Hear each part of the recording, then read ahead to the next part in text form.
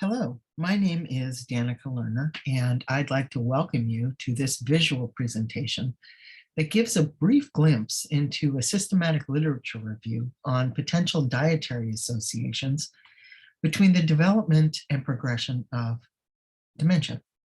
I created this presentation for Alzheimer San Diego and the Masters in Public Health program at California State University, San Marcos. So, as I said, I conducted a systematic literature review to eliminate as much bias as possible. I used the PRISMA model with Boolean search terms that initially yielded about 2,500 papers. So I applied filters to remove the literature that was outside the area of interest. I wanted to review only those papers that researched whole foods, rather than supplements, nutraceuticals, or food components. I did this because I didn't want any new information, hidden behind proprietary licenses and not universally accessible to anyone. I also wanted to include only those studies done on humans. No animal models, no in vitro cell culture studies, real people, real world. So, after excluding all the papers that weren't within the scope of interest, and which was really the vast majority of them, I was left with 29 papers. They were all peer-reviewed.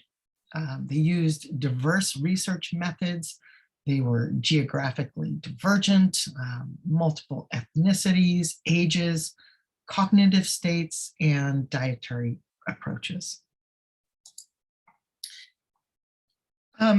So I'll start by talking a bit about dementia, because it is a generalized term that is used to describe a syndrome where there is a progressive deterioration of cognitive function. It's unrelated to normal aging, and it interferes with daily living. It has a very long prodromal period that can begin up to 20 years before symptoms appear. And as evidenced in the review, the behaviors that we engage in at midlife may have profound effects upon its development in later life. Dementia is currently the 7th leading cause of disease-related death worldwide. And demographic analysis have estimated that global dementia cases will continue to rise as life expectancies increase and fertility rates decrease. There will just be a larger population of elders worldwide. Though concerningly, there is some evidence that rising dementia prevalence and incidence rates may be due to factors independent of age. Globally, the prevalence of all-cause dementia is predicted to rise to over 150 million people by 2050, which really just underscores the growing public health threat that neurodegenerative diseases present worldwide. And while there may be many, many diseases and conditions that may cause dementia, the most common cause is Alzheimer's disease, that the CDC has estimated accounts for between 60 and 80% of all cases. The pathology of Alzheimer's disease is characterized by the deposition of abnormally folded protein clusters in the brain's extracellular matrix in between the neurons. And these protein aggregates are called plaques. They're formed when a protein called amyloid precursor protein, or APP, that is naturally found in the transmembrane region of brain cells. So that just means that this protein, this APP, lives in the membrane of cells with one end inside and one end outside. And it spans the membrane. And you can see this in the center graphic there. So when enzymes come along and clip this protein up, which is a completely normal thing to do, these little protein fragments can combine with other molecules and neurons and non-neuronal glial cells to create these insoluble clusters.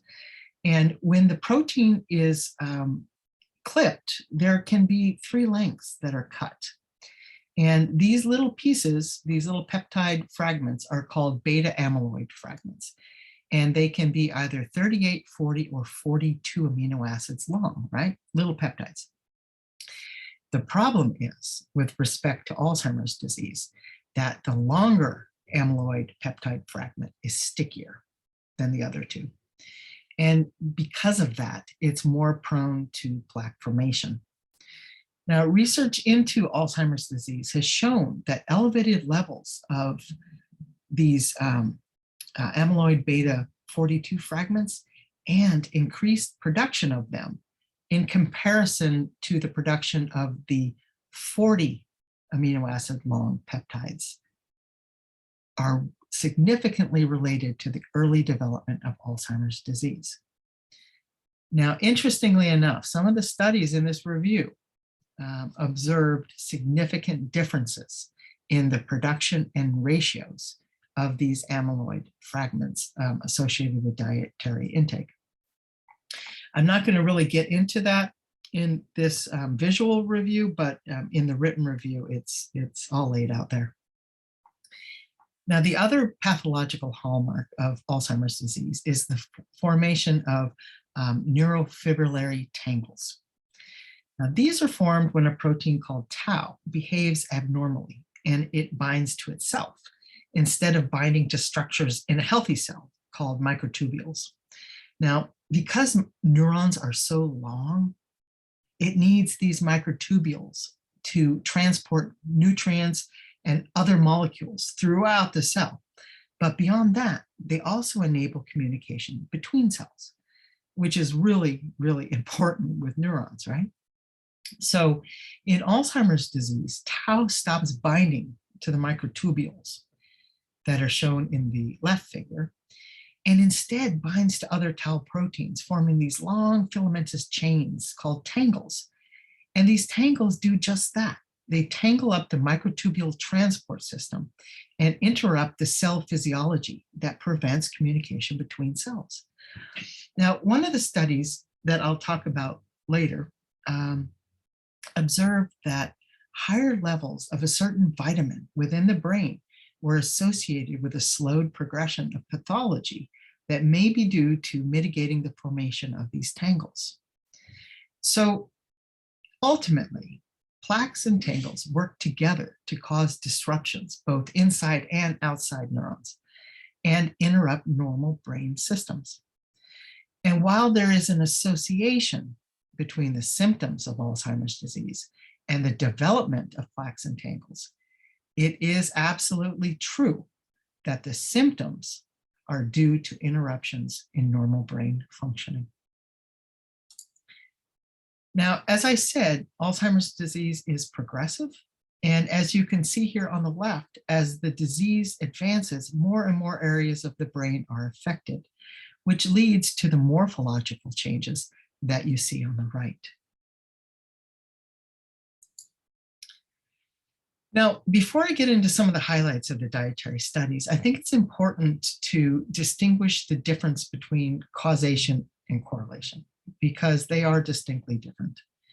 And just as I said in the last slide about the symptomology of Alzheimer's disease and how it cannot be directly attributed to plaques and tangles yet, but are associated with them, epidemiological studies based on dietary patterns are similar in that they're observational.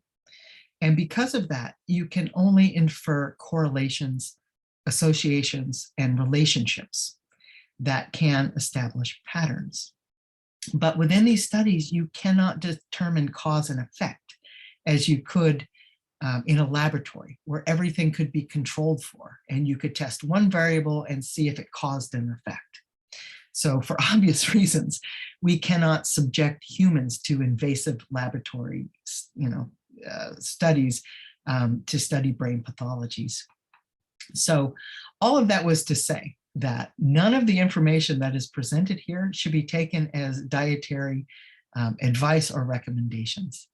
They are simply the results of recent peer-reviewed observational research studies that have contributed to the body of knowledge and have both supported and contradicted previous research. And while they have supported associations between dietary patterns and health outcomes, no absolute cause and effect relationships between dietary intake and dementia have been established. Okay, so the first ever multi-country epidemiological study on dietary patterns and health outcomes was started in 1958 by Dr. Anselm Keyes to study heart health.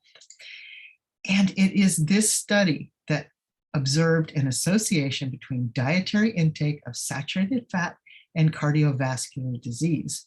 And it has influenced dietary guidelines for heart health ever since. And it was also this study that ushered in the Mediterranean diet.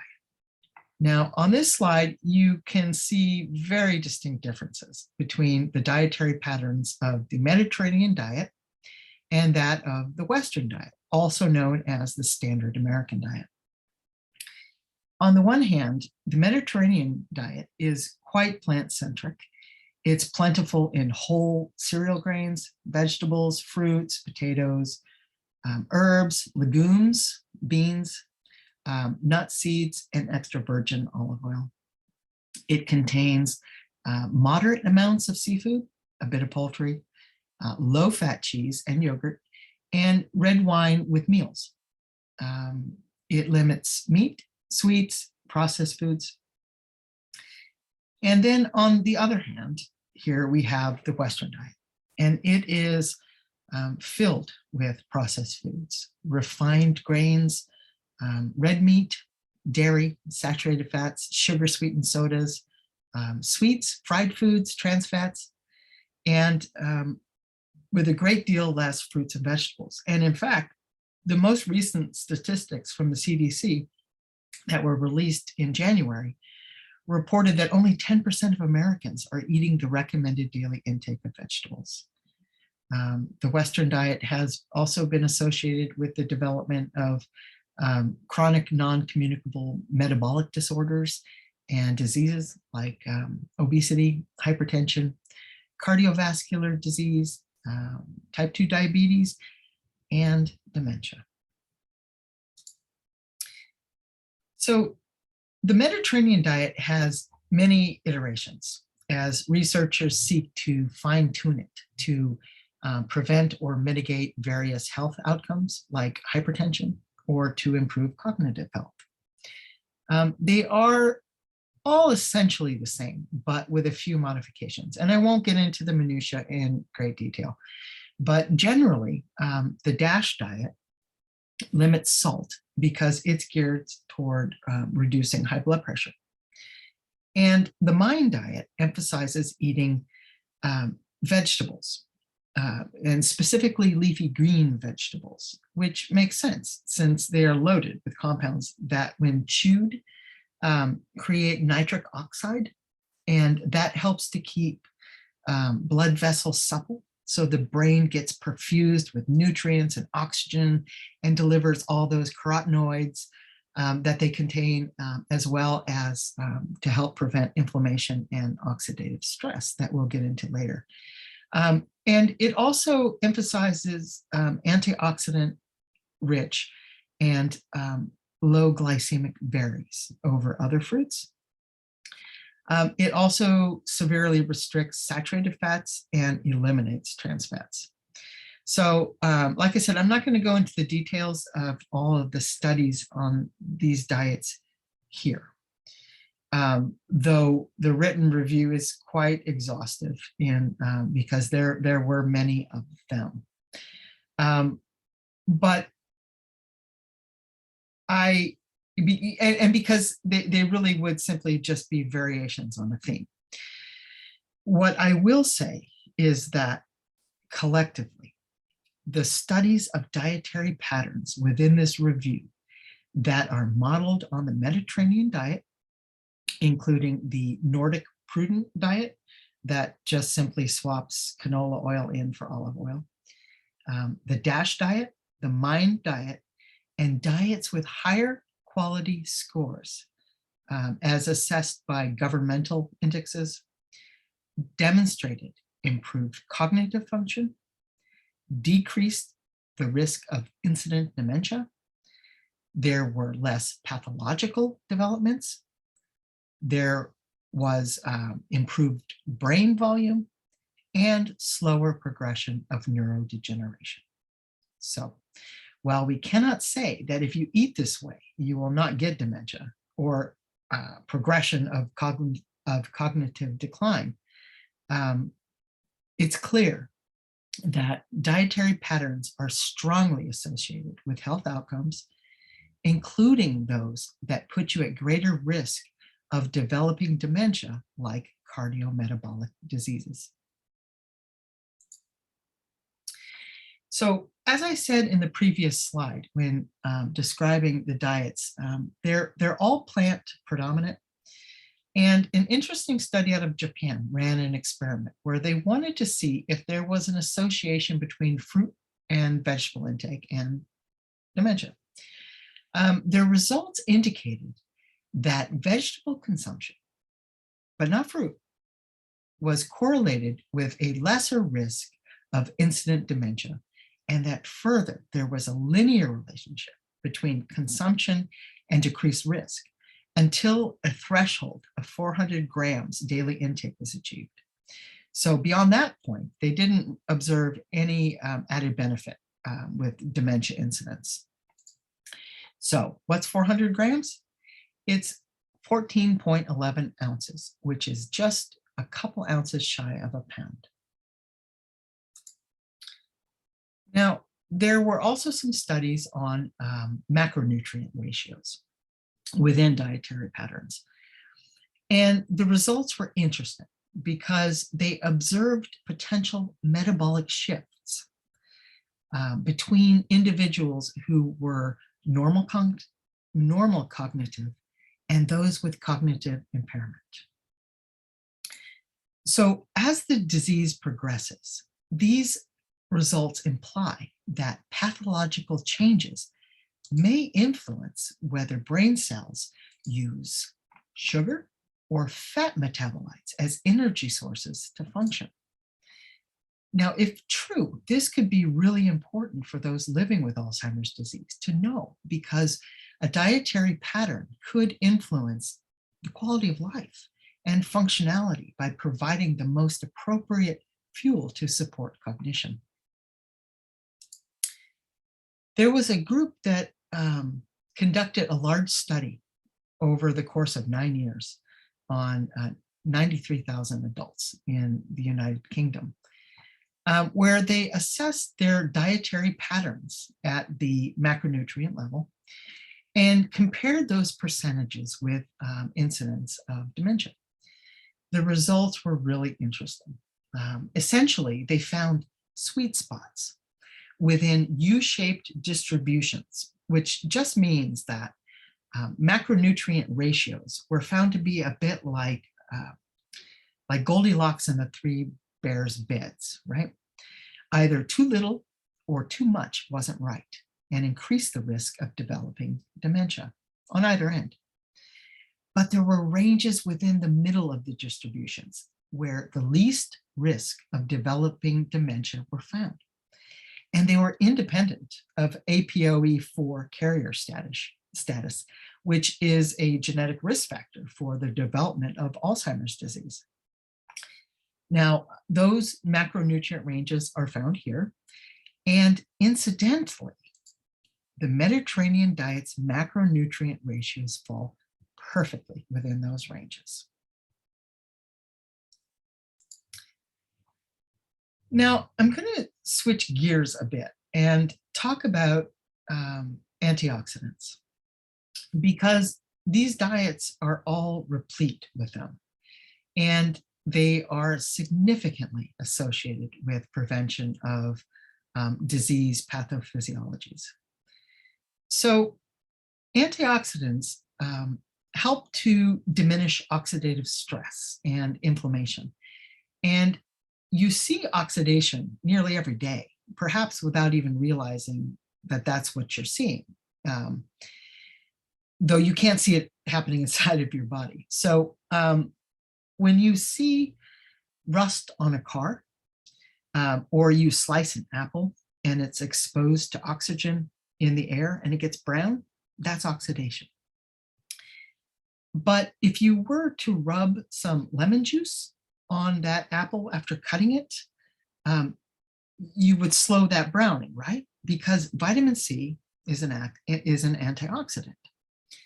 So when a molecule has an unpaired electron in its orbital, it becomes, it becomes wonky and unstable, and it's called a free radical. Now, antioxidants are molecules that can donate one of their electrons to that free radical, and they stabilize it so that it can't cause any damage to cellular components like DNA. And as I said, oxidation happens inside your body. It's natural. It's the outcome of metabolism, and free radicals are actually what we use to help fight off infections. So they're beneficial in small doses and in controlled doses. But when the process becomes unbalanced and free radicals outnumber antioxidants, that's when you get oxidative stress. And that can cause a lot of damage and initiate disease states. So just as a point of reference, here is a list of the top 21 antioxidant containing whole foods according to the USDA. And there they are. Now, you saw a lot of plants in that list, all plants, really. And that's because it's plants that make these, right? And plants make them to protect themselves from the sun and predation, because they can't pick up roots and run away. They have to be able to endure every attack that comes at them, while holding ground and surviving. And thankfully, the compounds that they make to protect themselves also protect us. And then you also saw a lot of foods that the MIND diet emphasizes to support brain health, like berries and greens and legumes. And perhaps some surprises, excuse me, like russet potatoes that seem to always get a bad rap. But with the russet potato, it's important to eat the skin because that's where the magic is. So anyway, oxidative stress in the brain, it increases with age, and it may play a pivotal role in the pathophysiology of Alzheimer's disease, because the brain is highly susceptible to oxidative stress because it's composed of oxidatively vulnerable lipids, fats, and it has a high iron content that is also exposed to massive amounts of oxygen, right? That's vital for its functioning. And so thankfully, we can use all those compounds that plants make to protect our own cells, things like lycopene and lutein and zeaxanthin. And so accordingly, many studies sought to determine whether there was a relationship between dietary antioxidants and the risk of developing dementia. And the results really supported previous findings that antioxidant load is inversely correlated with risk of dementia. But Interestingly, they further observed synergistic effects between dietarily derived antioxidant species that work together to improve cognitive function and protect against all-cause dementia and Alzheimer's disease. And they could do it better together than they could singularly. Now, an important observation was made by another group that independent of the foods that you choose to eat, the way you cook or process your foods can also contribute to oxidative stress and potentially influence dementia outcomes.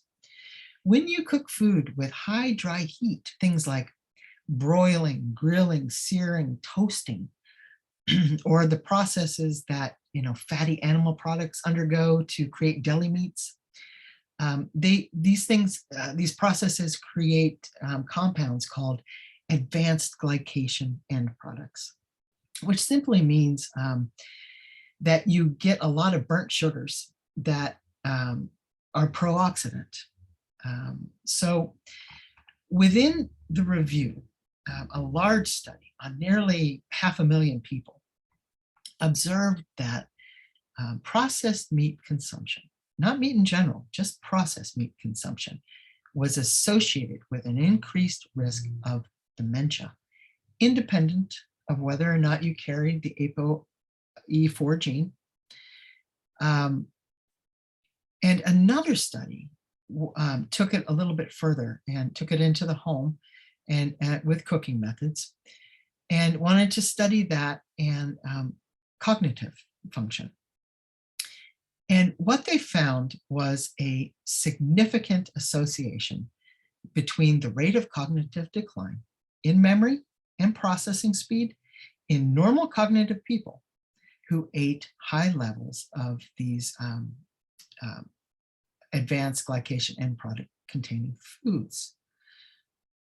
So if you do eat these foods that are cooked with high dry heat, a lot of processed foods, it might be prudent to include some high antioxidant containing foods in the same meal to quench that oxidative stress that can literally be brought to the table.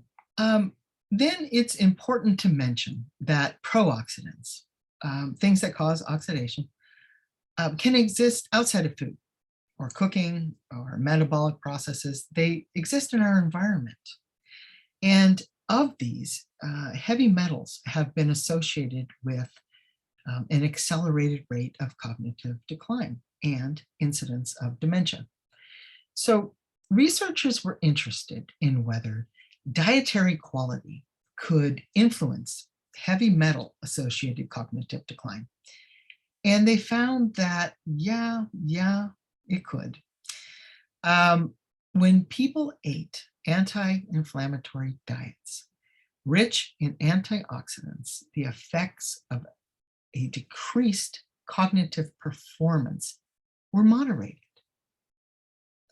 So antioxidants protect us from dietarily derived pro-oxidants, environmentally derived, metabolically derived.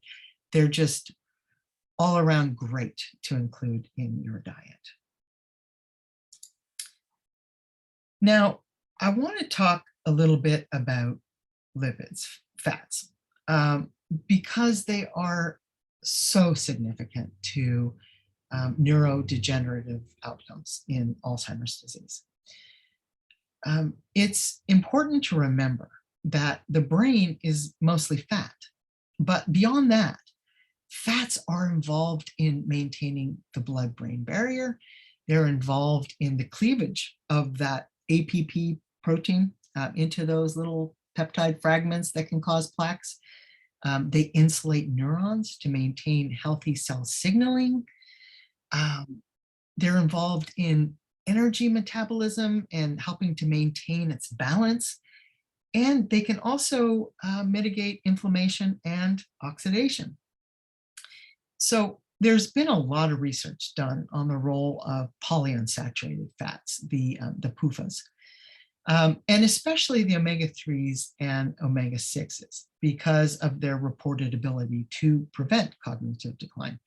And then also their anti-inflammatory properties and their potential ability to lower plaque burden.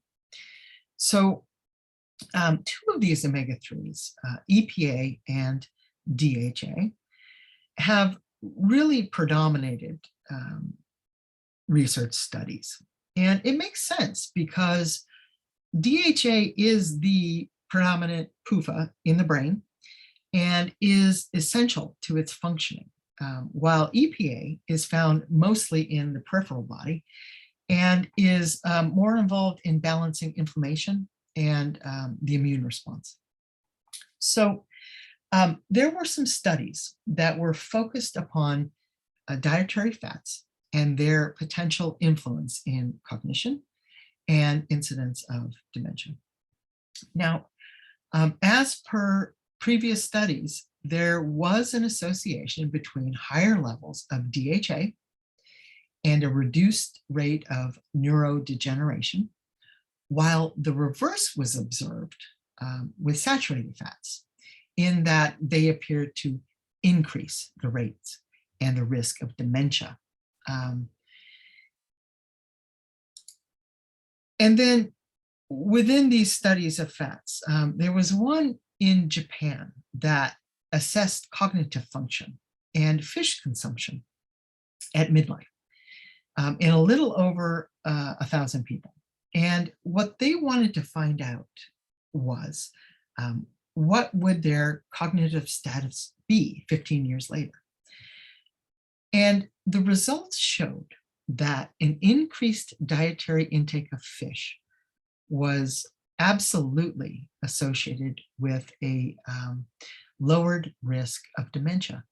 And that further, when they fractionated the polyunsaturated fats that these people ate, they found that only those that came from marine sources, fish, significantly influenced the outcomes.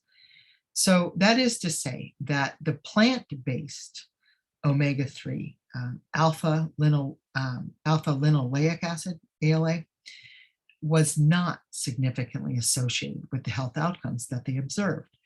And I guess this makes a little bit of sense because while we can get our, the polyunsaturated fats are essential fatty acids because we can't make them. But if we can get the plant-derived version, the ALA, we can then make the longer chain versions, the DHA and the EPA that we can get directly from fish. We can make that from the plant-derived version, but the efficiency with which we can do that is pretty poor and averages only around 5 to 8%.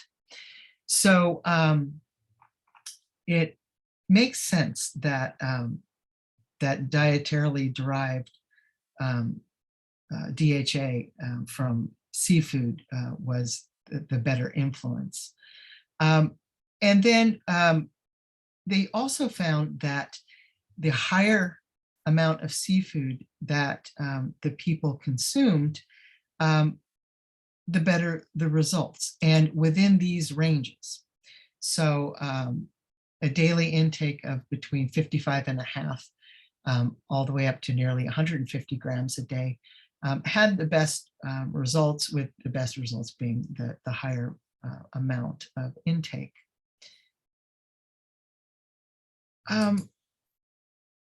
Now, the hallmark of the Mediterranean diet is the inclusion of extra virgin olive oil. And that's not a polyunsaturated fat, it's a monounsaturated fat, mostly oleic acid. And what potentially makes olive oil so healthy is its phenolic components.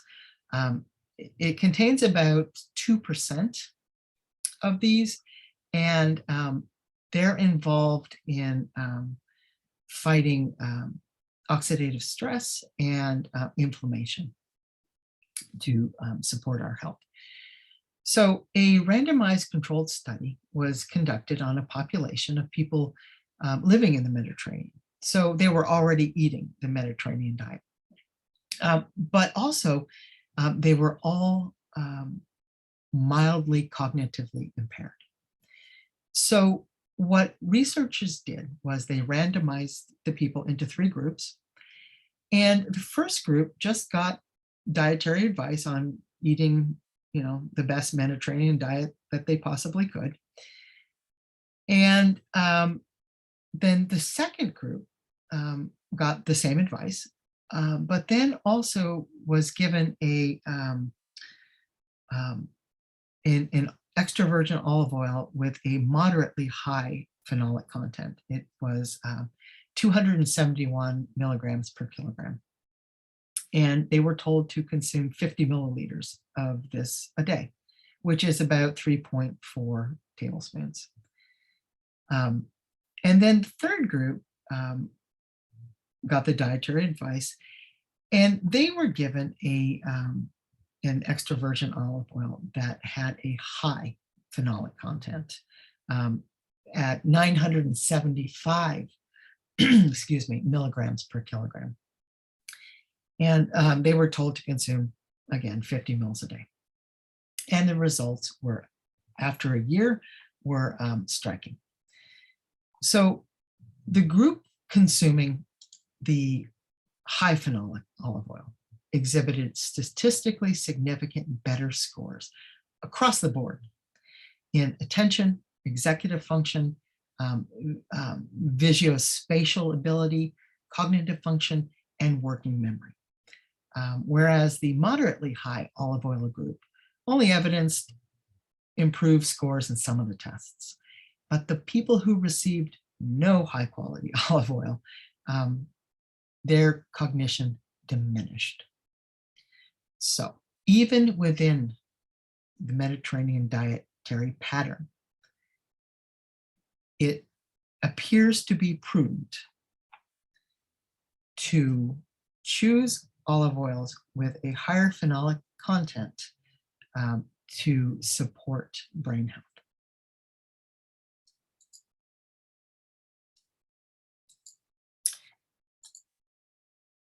And then finally, I want to say a brief word about vitamin K.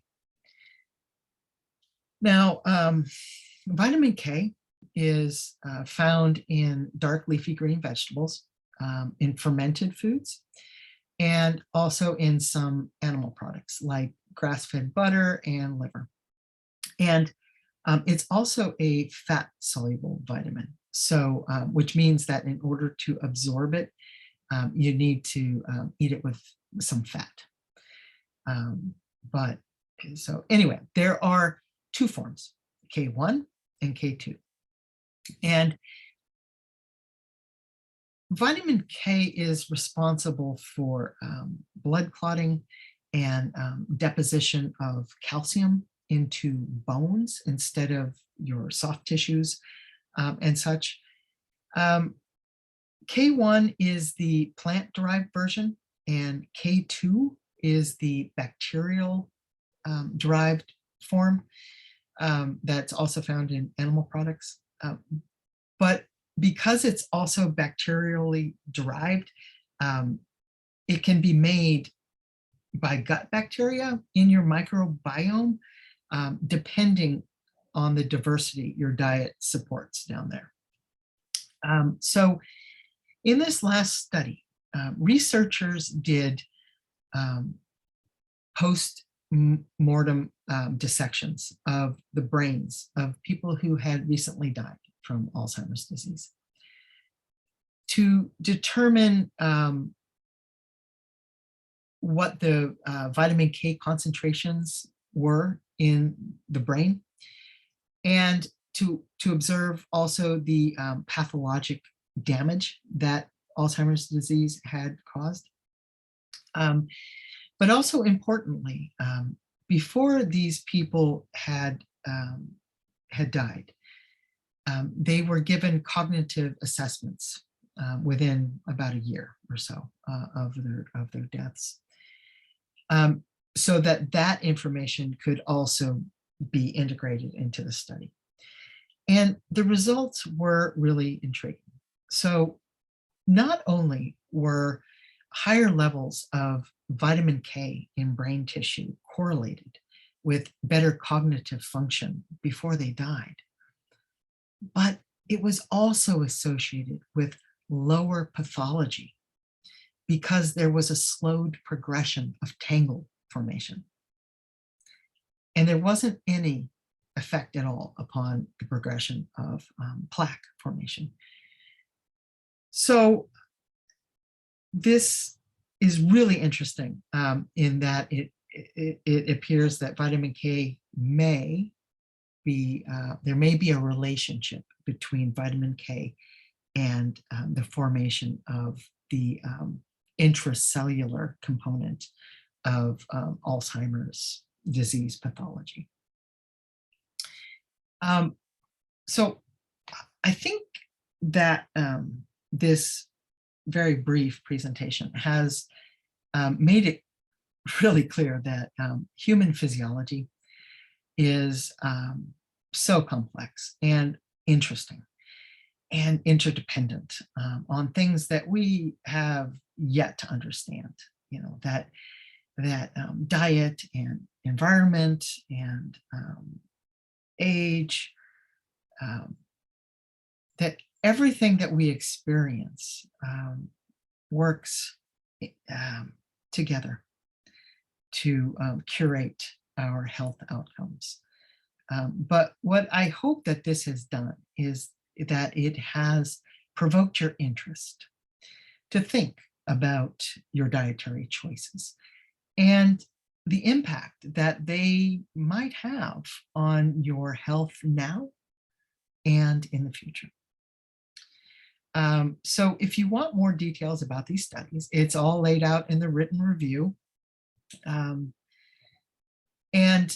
Incidentally, the papers that are included are bolded here in the reference list. And